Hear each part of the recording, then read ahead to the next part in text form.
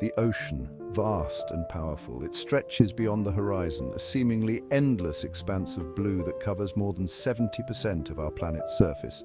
It is the birthplace of sea salt, a mineral that has been essential to human civilization for millennia.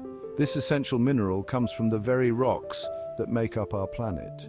These rocks, rich in various minerals, are the foundation of the ocean's salinity. Over millions of years, rain, rivers and waves erode these rocks, breaking them down into tiny particles. This process releases minerals, including salt, into the water, where they dissolve and become part of the ocean's complex chemical makeup. Volcanoes, too, play a crucial role in this process. When they erupt, they spew molten rock and ash into the sea.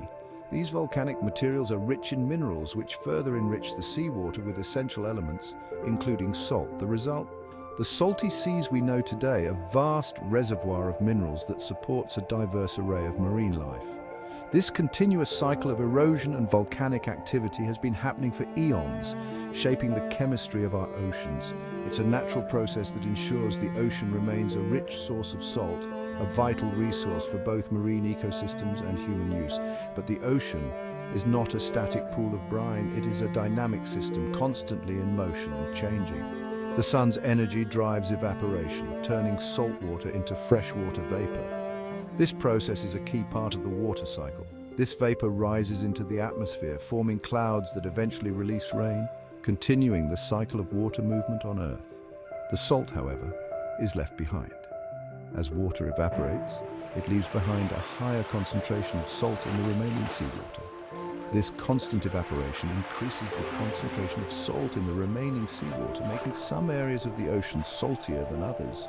The ocean's salinity is not uniform. It varies depending on factors like rainfall, river inflow, and the rate of evaporation. Regions with heavy rainfall or significant river inflow tend to have lower salinity. In general, warmer regions with high evaporation rates, like the tropics, tend to have saltier water. The intense heat causes more water to evaporate, leaving behind higher concentrations of salt. These areas are ideal for salt production. The combination of high temperatures and abundant sunlight makes it easier to evaporate seawater and harvest the salt. For centuries, humans have harnessed the power of the suns and wind to extract this precious mineral from the sea. Traditional methods of salt production have been passed down through generations. It's a testament to our ingenuity and the ocean's incredible bounty. The salt we harvest is a direct link to the natural processes that have shaped our planet for millions of years. For thousands of years, people have been harvesting salt from the sea. This ancient practice has been a cornerstone of coastal communities, providing not just a vital resource, but also a cultural touchstone. The methods passed down through generations remain largely unchanged. These techniques are a testament to the ingenuity and resilience of our ancestors, who learned to harness the natural elements to their advantage. They rely on the simplest yet most powerful forces of nature, the sun and the wind. These elements, ever present and free, are the true heroes of this age-old process. In coastal regions blessed with ample sunshine, shallow basins or salt pans are constructed. These pans are strategically placed to maximize exposure to the sun's rays and the coastal winds. These pans are filled with seawater and left to bake under the sun's intense rays. The process begins as the seawater is carefully channeled into these shallow basins. As the water evaporates, the salt concentration increases. This natural evaporation process is slow but steady, driven by the relentless heat of the sun. The once clear water transforms, taking on a milky hue as salt crystals begin to form. This transformation is a visual indicator that the salt is nearing its harvest stage. This slow and deliberate process allows the salt to crystallize gradually. The gradual crystallization ensures that the salt retains its purity and quality. The wind aids in this process, carrying away moisture and further accelerating evaporation. The constant breeze helps to speed up the drying process, making the salt ready for harvest sooner. It's a delicate dance between man-made structures and the natural world. The salt pans, though constructed by human hands, blend seamlessly into the coastal landscape. In some regions, salt farmers use wooden rakes to carefully guide the forming crystals. This hands-on approach allows them to manage the size and shape of the crystals, ensuring a consistent product. This ensures even evaporation and prevents the formation of large, irregularly shaped crystals. The careful raking helps to maintain the quality and uniformity of the salt. The result is a fine, high-quality sea salt prized for its flavor and texture. This salt is not just a seasoning, but a symbol of the hard work and dedication of the salt farmers.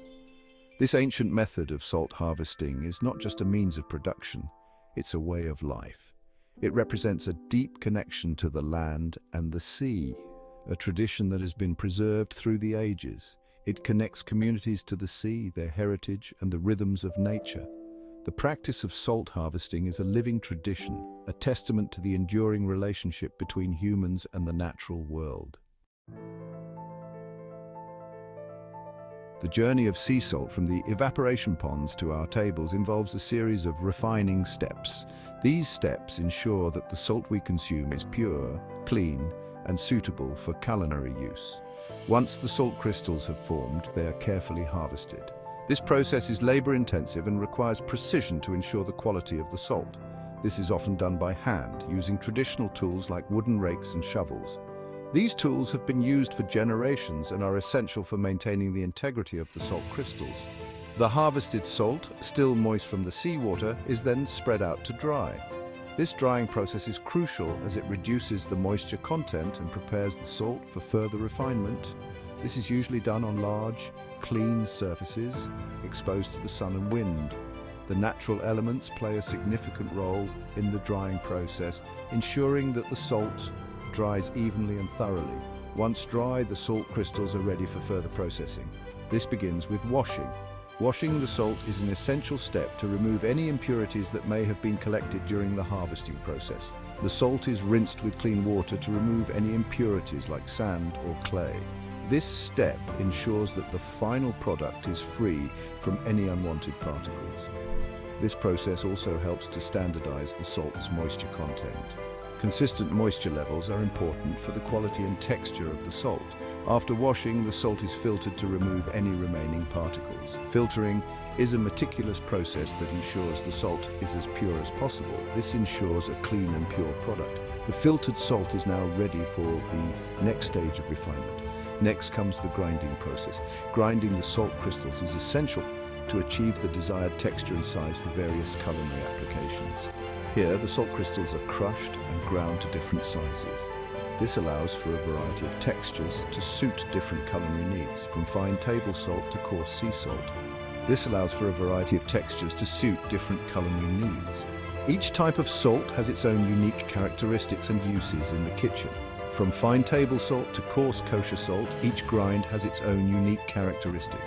Fine table salt is perfect for seasoning dishes, while coarse salt is often used for finishing touches and adding texture. The refined sea salt is then packaged and ready for distribution, making its way to kitchens worldwide. The packaging process ensures that the salt remains fresh and free from contamination during transportation.